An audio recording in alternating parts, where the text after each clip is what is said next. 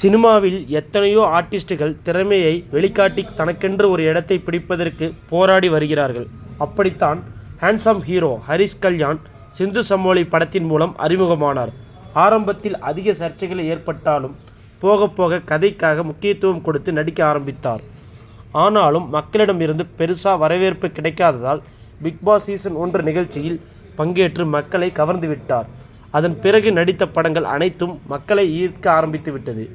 கடைசியாக நடித்த பார்க்கிங் படமும் இவருடைய நடிப்பு சூப்பர் என்று சொல்லும் அளவிற்கு கைத்தட்டலை வாங்கிவிட்டது. தற்போது 100 கோடி வானவில், டீசர், ரப்பர் பந்து போன்ற படங்களில் கமிட்டாகி நடித்து கொண்டு வருகிறார். இதற்கிடையில் இவரை தேடி வந்த நல்ல வாய்ப்பை மிஸ் பண்ணிவிட்டார். ஆனால் தற்போது அந்த படத்திற்கு கிடைத்த வரவேற்பை பார்த்து புலம்பிக் கொண்டு கதறி அழுது வருகிறார்.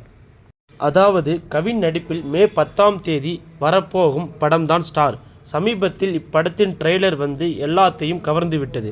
அத்துடன் படமும் எதிர்பார்ப்பை பூர்த்தி செய்யும் வகையில் செமையாக வந்திருக்கிறது. இப்படி இப்படத்தை பற்றி ஆகா ஓகோ என்று பலரும் புகழ்ந்துள்ளனர். இதனை பார்த்துதான் ஹரிஷ் கல்யாண் ரொம்பவே கடுப்பில் இருக்கிறாராம்.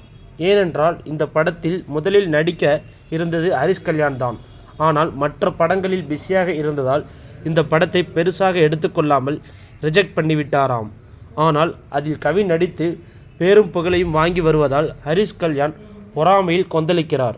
தற்போது இப்படத்தின் ட்ரெய்லருக்கு நல்ல ரிவ்யூ கிடைத்திருக்கிறது. அந்த வகையில் எப்படியும் ஹிட் ஆகிவிடும். இதனால் வந்த நல்ல வாய்ப்பை கை நழுவ விட்டுவிட்டோமே என்று ரொம்பவே வருத்தப்படுகிறார்.